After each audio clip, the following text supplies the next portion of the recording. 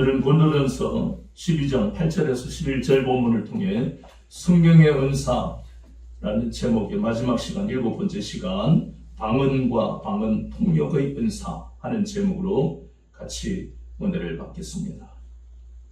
이 방언 말함, 본문에서는 방언 말함 그랬습니다. 그리고 방언들 통역함 그랬습니다.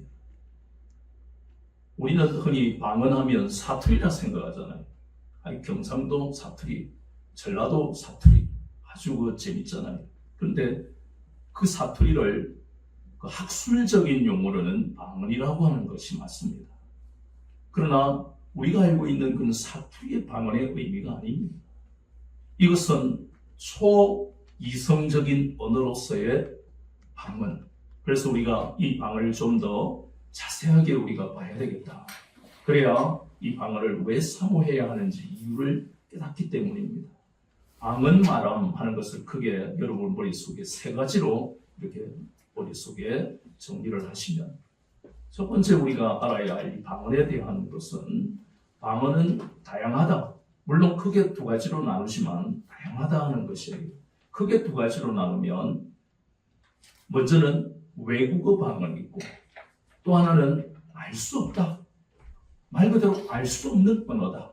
그럼 외국어 방언이라는 것은 무엇이냐? 그것은 사도행전 2장을 한번 넘겨봐야 되겠습니다. 사도행전 2장을 넘겨서 표시를 좀 해놓으시면, 사도행전 2장을 계속 봐야 되는, 사도행전이 주로 방언에 대한 말씀이 많이 나옵니다. 그래서 2장부터 우리가 보니까, 사도행전 2장의 14절에 2장 4절에 보니까, 사도행전 2장 4절 3절에서는 성령님이 강림하시고 난 다음에 일어난 놀라운 사건이 4절에, 그들이 다 성령의 충만함을 받고 성령의 말하게 하심을 따라 다른 언어들로 말하기를 시작하니라.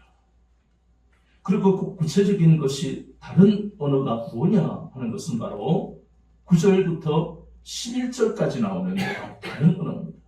9절부터 11절에 보면, 지금 이 말을 하기 전에 이렇게 성령의 말하게 하심을 따라 말하는 사람들이 바로 120명의 주의 제자들이죠.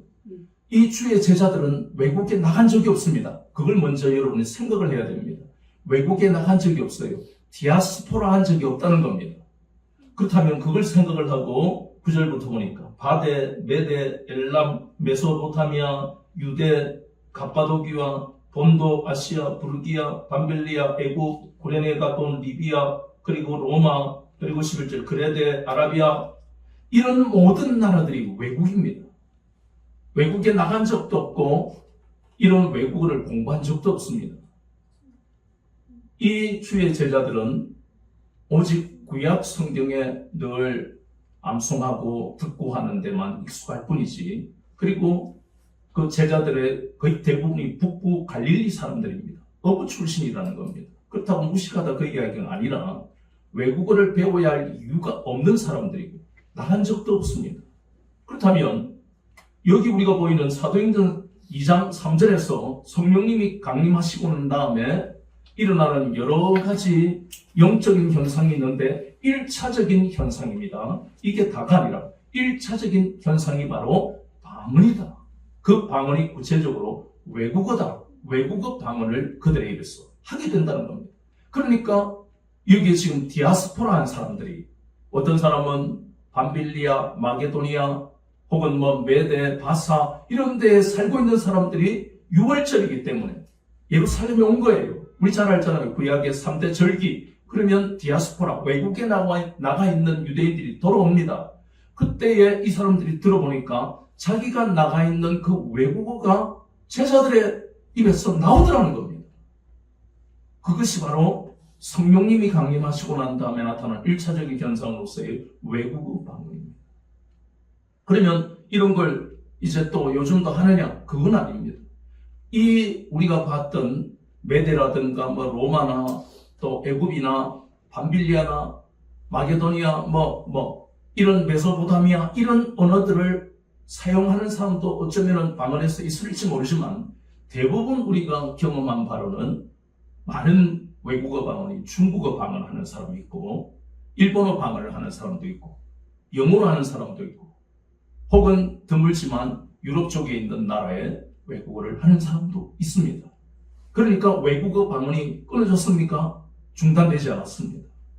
이것은 성령님 강림하실 때의 1차적인 일회성이다 하는 많은 신학자가 있지만 그렇지 않습니다. 지금도 외국어 방언을 합니다.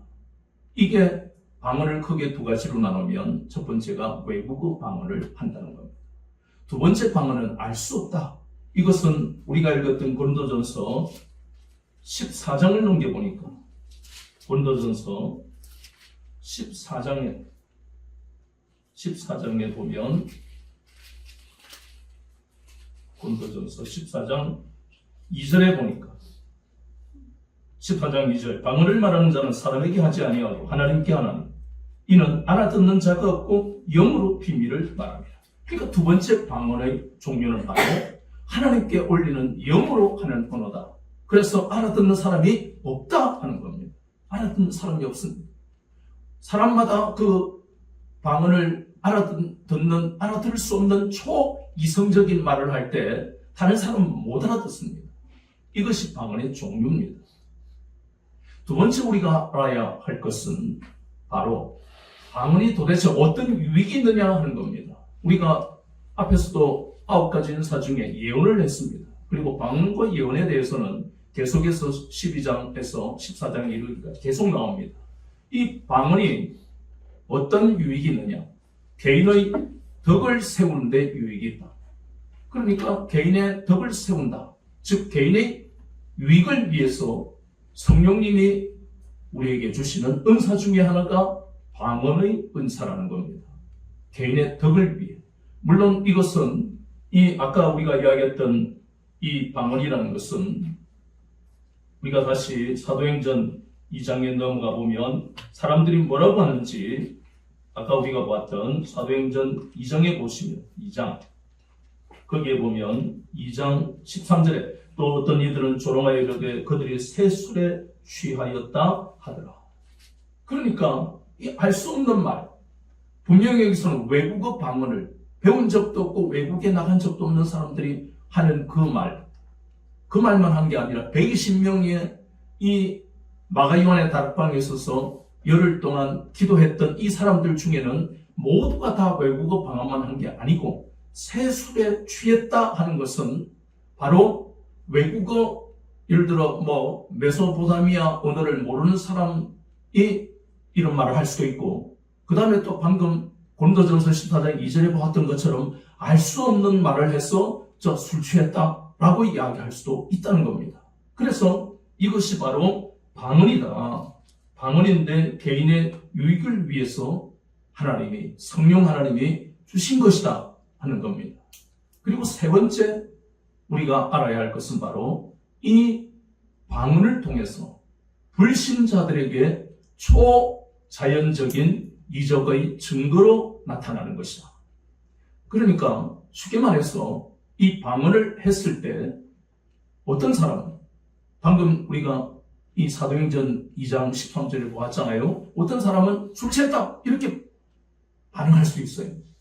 제정신이 아니다 이렇게 받아들여요. 저게 무슨 언어야? 저 사람이 술 취하지 않고서는 제정신이 아니고서는 저런 말을 할 수가 없어. 이렇게 받아들이는 경우가 있기도 하고 그 다음에 또 어떤 사람들은 이 방언으로 말미암아 하나님이 임재하시는 하나님이 살아계시구나 하는 것으로 말미암아 주님께 돌이키는 역사도 일어난다는 겁니다. 이것은 바로 복음의 역할이 그렇다 그랬지요. 어떤 사람은 구원받기로 예정되어 있는 사람에게 복음이 전파되면 그것을 받아들이는 사람이 있고 현재는 강팍하지만 세월이 흘러서 받아들이기도 하고 또 그냥 영혼이 강팍한 상태로 가는 것. 그것은 본인들이 반응하는 것이 두 가지라고 그랬잖아요. 방언도 마찬가지다 하는 겁니다.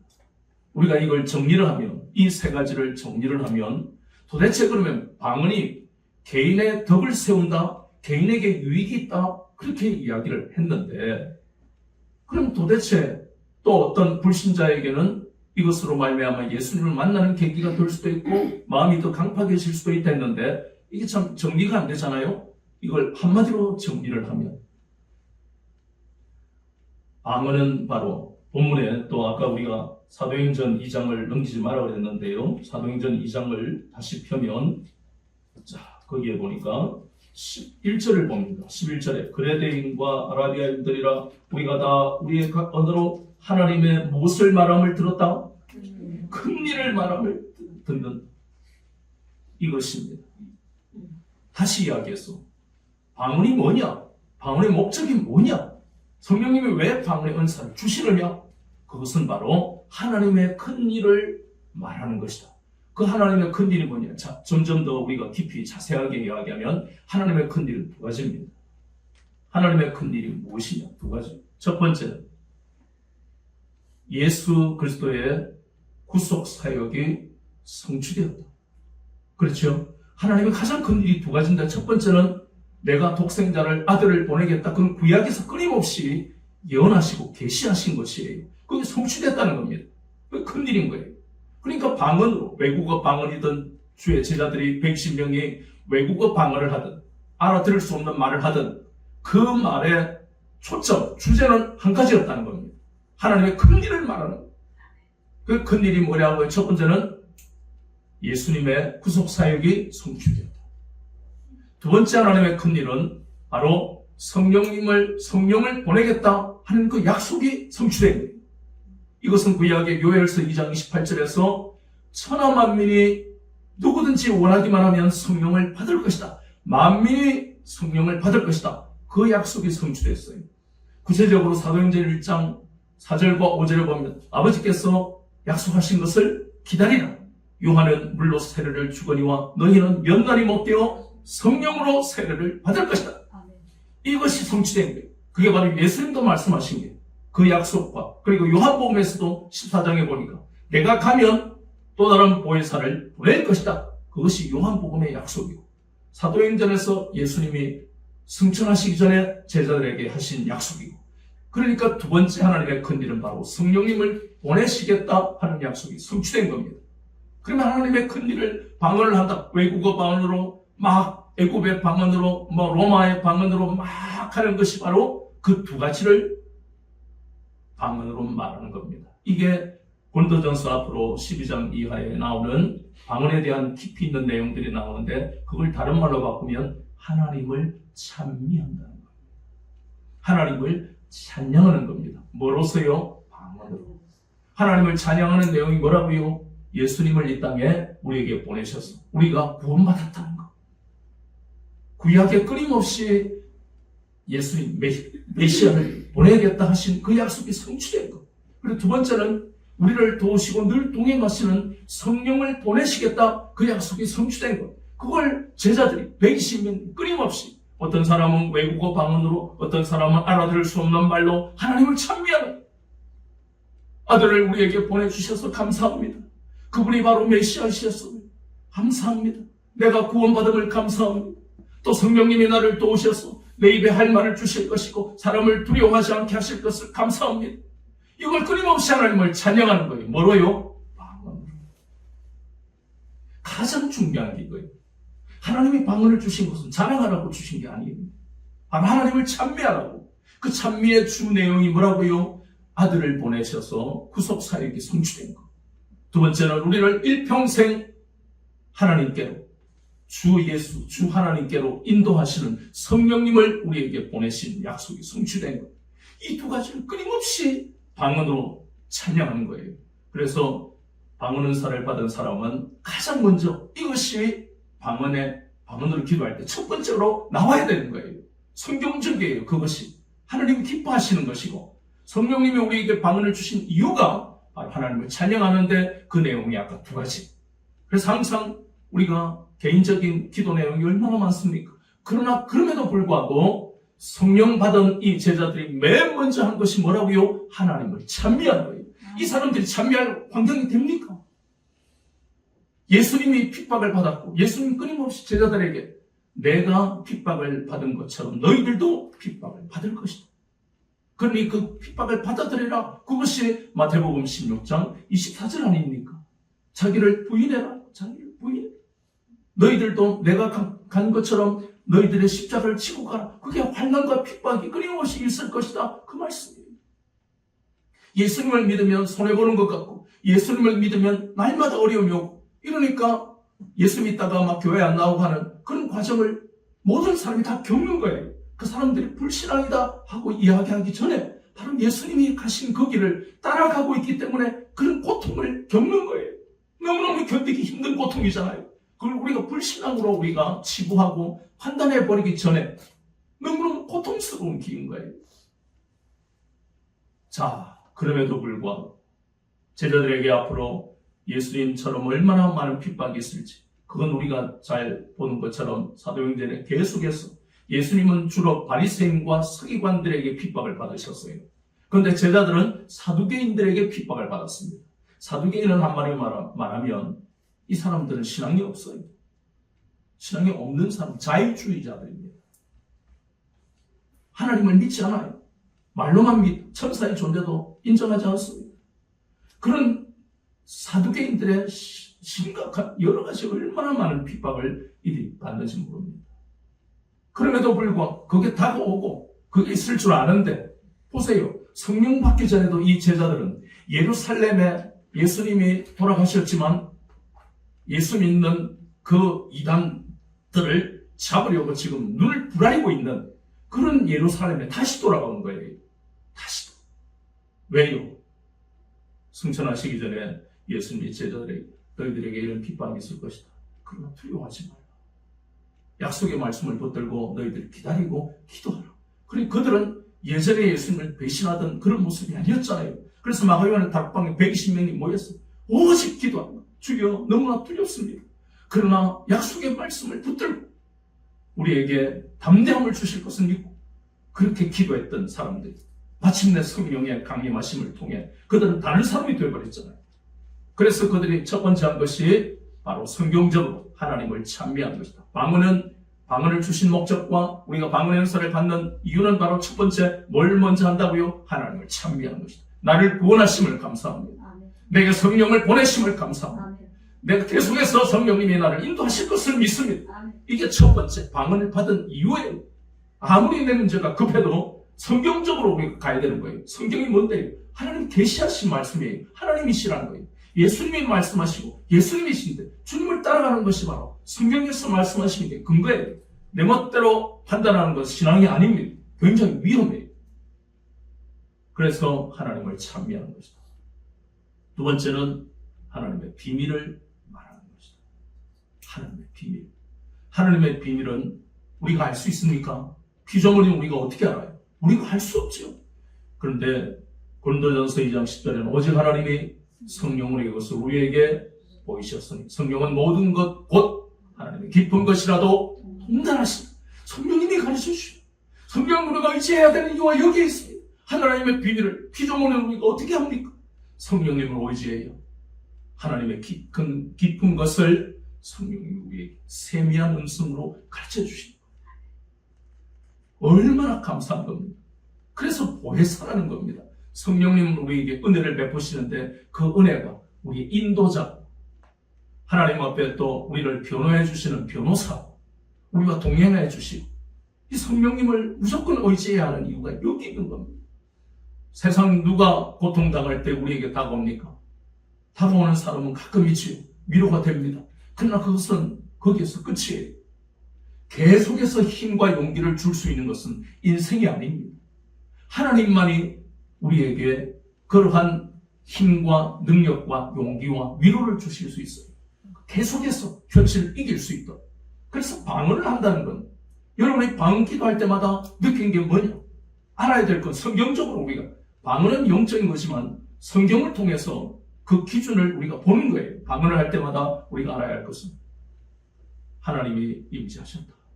방언하는 그 사람에게 임재했기 때문에 방언이라는 초이성적인 말이 여러분의 발성에서 나오는 겁니다.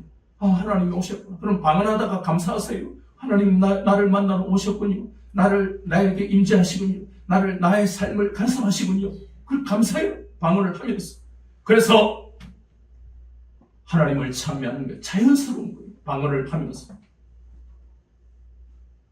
그것이 바로 방언이라는 놀라운 은사를 우리에게 주신 거예요.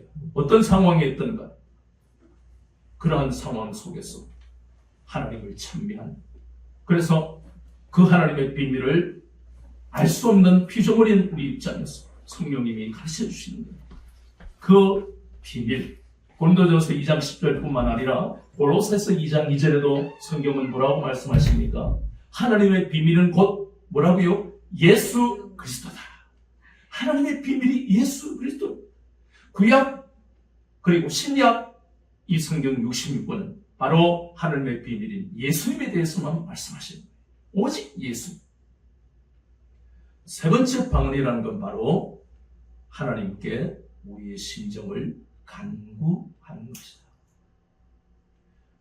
물론 방언을 받지 않아도 우리가 간절하게 진실한 마음으로 하나님 앞에 기도하면 그 기도는 상달됩니다. 그런데 방언을 받으면 그와 같은 똑같이 음성으로 기도하지만 다른 게 뭐냐? 집중적, 오직 기도에 집중할 수 있는 놀라운 역사가 일어납니다. 방언을 받지 못하면 산만해져요. 다른 생각도 들고 또 다른 일이 막 궁금하기도 하고 생각이 복잡해요. 기도에 집중하기가 쉽지 않습니다. 그래도 기도에 집중을 다 합니다. 하나님이 함께 하시니까. 그런데 방언의 은사를 사모해야 되는 이유는 개인의 덕을 세운 데 있다. 즉 개인의 신앙에 유익을 준다 이 말이 구체적으로 하면 기도에 집중할 수 있고, 그리고 그 기도로 말미암아 하나님의 임재를 체험하는 거예요. 우리말로 기도할 때 하나님의 임재를 체험하기도 합니다. 마음이 뜨거워지기도 하고 합니다. 그런데 방언의 은사를 받고 방언으로 기도하면 그것보다 더 구체적으로, 그것보다 더 많은 유익을 우리가 기도하면서 체험을 하게 됩니다. 정리하면 방언을 우리에게 주신 목적은 첫 번째, 하나님을 어떻게 한다고요? 찬미하게 하는 것이다. 그 찬미의 내용은 내 개인 기도를 방언할 때 첫 번째로 하지 마시고 성경대로 찬미가 먼저입니다. 핍박이 기다리고 있고 현실의 문제가 정말 심각한 문제가 바로 1시간 뒤에 있다 할지라도 이 제자들처럼 하나님을 찬미하는 것은 예수님을 나에게 보내주셔서 내가 구원받은 것, 그리고 두 번째는 성령님을 보내주셔서 나를 인도하시는 것, 나로 이 세상에서 분별하며 살게 하시고 우리 영 속에서도 불변과 정갈과 물이 없는 간조한 땅을 지나게 하시는 분이 바로 성령님이시니까 이게 바로 찬미의 내용입니다. 두 번째는 바로 하나님의 비밀을 말하는, 그것은 성령님이 말씀하시지 않으면 비밀을 알 수가 없는 거예요. 어떻게 알겠습니까? 방언으로 말한다는 것은 곧 방언의 은사를 주신 성령님이 우리를 간섭하신다는 뜻이에요. 그래서 방언으로 할 때에 성령님은 하나님의 비밀을 우리에게 가르쳐 주시죠. 그리고 하나님께 내 개인 기도를 간구하는, 능력 있는 기도를 할 수 있는 것이 바로 방언을 우리에게 주신 목적이다 하는 겁니다. 그 다음에 이렇게 방언의 은사를 받으면 우리 개인에게 덕이 있다고 성경은 고린도전서 12장은 말씀하는데, 그래서 우리가 14장 39절에 보면 그런즉 내 형제들아 예언하기를 사모하며 방언 말하기를 금하지 마라. 이 바울을 통해서 예수님이 말씀하신 것이 바로 방언 말하는 걸 금하지 마라고 했습니다.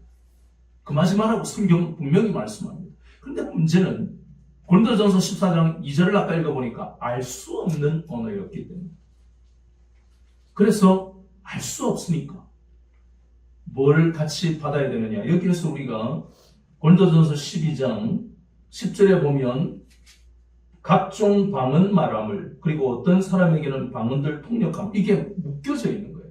그 말은 방언 은사를 달라고 간절히 원하면 방언 통역의 은사를 같이 주시는 거예요.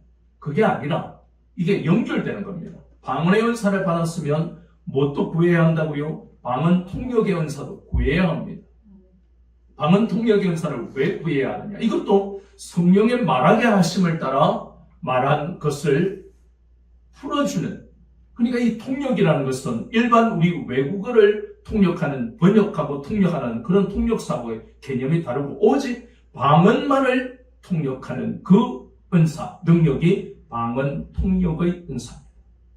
방언 통역의 은사를 받아야 하는 이유는 바로 아까 이야기했던 것처럼 방언의 내용이 뭔지, 내가 말하고 있는 방언의 내용이 뭔지는 최소한 알아야 될 것 아닙니까?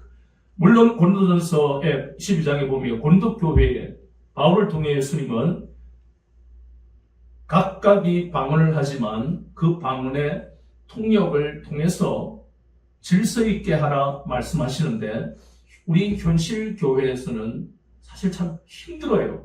방언 받기도 힘들지만 자 어쨌든 방언 통역을 해야 할 것은 바로 자기 자신 다른 사람의 방언을 통역하는 것은 그 다음 두 번째 문제고 먼저는 내가 하는 방언을 통역의 은사를 통해서 도대체 내가 방언으로 뭘 말하는지는 알아야 되겠다. 그걸 알게 하는 그래야 훨씬 더 내 신앙생활에 유익이 있겠지요. 자, 그래서 방언 통역의 은사를 우리는 사모해야 한다. 정리를 하자면 결국 이 방언의 은사 그리고 방언 통역의 은사 이 모든 것은 성령님이 우리에게 주시는 것이다. 성령님이 우리에게 부어주시는 은사들입니다. 이 놀라운 은사들을 주시는 이유는 바로 우리가 신앙생활을 힘있게 할 수 있도록 능력 있게 할 수 있도록 우리가 헤쳐나가야 할 현실의 문제가 얼마나 힘들고 고통스럽습니까? 우리가 그냥 인터넷 게임에 나오는 것처럼 내가 그냥 앞에 있는 이렇게 인물들이 나오면 야 하고 눌러가지고 막 우리 그냥 이게 요걸 잘 누르고 이게 숙달이 되면 1단계, 2단계, 3단계, 10단계, 20단계 넘어가면 뭔가 카타르시스가 되고 희열을 느끼잖아요. 그래서 성인들도 게임을 놓지를 못한다고요. 밤새도록 새벽까지 게임하죠. 게임도 얼마나 복잡한. 근데 우리가 살고 있는 세상은 게임이 아닙니다. 그냥 누군가가 와서 나는 스위치만 누르고 손동작만 빠르게 하면 무기가 나오고 총 쏘고 맞고 이 게임에 아이나 어른이나 중독이 일단 되면 현실과 가상을 구별하지 못합니다. 그게 무서운 거예요. 게임은 나쁜 게 아닙니다. 스트레스 해소를 하는 거예요. 그러나 게임이나 유튜브나 쇼핑이나 뭐나 음식이나 모든 것은 하나님이 뭐라고 했어요? 감사함으로 받으면 버릴 게 없다고 했잖아요. 문제는 관리가 안 되면 거기서 문제가 되는 거예요. 그러니까 관리는 우리 본인의 몫이에요. 자, 다시 게임은 가상현실입니다. 현실은 가상현실처럼 그렇게 누군가가 나를 대신해서 싸워주지 않습니다. 놀라운 것은 이 가상현실 게임과 같은 그런 게 되면 얼마나 좋겠느냐는 막연한 생각이 있지만 성경은 우리에게 가상현실을 뛰어넘는 하나님, 성령 하나님이 우리를 도우신다는 이 놀라운 은혜를 우리에게 지금 말씀하고 계시는 겁니다. 그 구체적인 것이 오늘 성령의 은사 7번째 마지막 시간에 8번째 나오는 방언과 방언 통역의 은사, 지혜와 지식의 말씀의 은사, 그리고 믿음의 은사, 신유의 은사, 능력 행함의 은사, 예언의 은사, 영분별 은사, 그리고 오늘 두 가지. 이 은사들이 구체적으로 하나님이 우리를 사랑하시는 증거라는 겁니다. 가상현실은 아니지만 이 현실에서 우리 눈에 보이는 현실을 우리가 나가 싸울 때 우리에게 힘을 주시고 우리에게 이기게 하시는 분이 게임이 아니라 현실에서도 가능할 수 있는 것은 그 넘어서는 현실을 돌파할 수 있게 하시는 것은 바로 성령님이시라는 것. 그래서 우리가 성령님을 의지해야 하는 이유가 여기 있습니다. 우리가 구원받고 난 다음에 끊임없이 성경 겸손해져라, 온유해져라 그 말씀을 왜 하시느냐. 예수님이 산상설교에서 왜 자꾸 그런 말씀하시느냐. 내 힘으로 살아본 과거를 돌아보면 실패밖에 없습니다. 눈물밖에 없습니다. 인간이 싫단 말이에요. 세상이 싫은 거예요. 그래서 헬 조선이라 해가지고 외국으로 간 사람들 얼마나 많습니까? 도리어 외국인들은 우리나라 와서 헬 조선이 아닌데 자기들 너무 좋은 거예요. 그것은 뭘 시사하느냐. 우리가 어떤 마음으로 살아가느냐 하는 것 대단히 중요합니다. 그 마음의 중심을 잡아주시는 분이 하나님이시라는 겁니다. 인간은 자기 중심 잡기가 힘들어요. 수없이 많은 실패와 시행착오를 겪고 난 다음에 겨우 정신 차리려면 세월은 흘러버리고 자기 몸은 여러 가지 질병이 찾아오고 그렇다고 마음에 그 고통받았던 세월에 대한 것들이 여기에 사라지느냐? 쓴 뿌리가 되어서 때때로 자기 인생을 좀먹고, 우리가 그런 게 바로 우리 인생입니다. 그런데 하나님은 아무 조건도 없이 아까 우리가 봤던 하나님이 큰 일을 행하셨다, 예수님을 보내시고 성령님을 보내신 이 모든 것이 공짜로 되어진 거예요. 이것을 우리가 깊이 생각한다. 부딪혀야 할 현실이 너무 많고 절망스러운 현실이 많다 할지라도 맨 먼저 해야 될 것, 방언을 받았든 안 받았든 맨 먼저 뭘 해라고요? 하나님을 찬미하라. 하나님을 찬양하는 겁니다.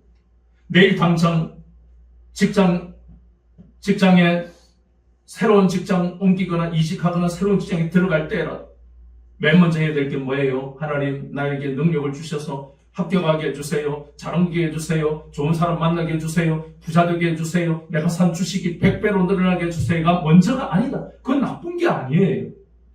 우리의 삶의 실제적인 문제들이니까 그건 기도해야 합니다. 그건 죄가 아닙니다. 그러나 순서를 우리가 배웠잖아요. 신앙생활하면서. 우리 신앙인은 순서가 얼마나 중요한지 알잖아요. 새치기 하면 안 된다. 첫 번째 순서를 놓치면 안 된다. 그것은 하나님을 찬양하는 것이다.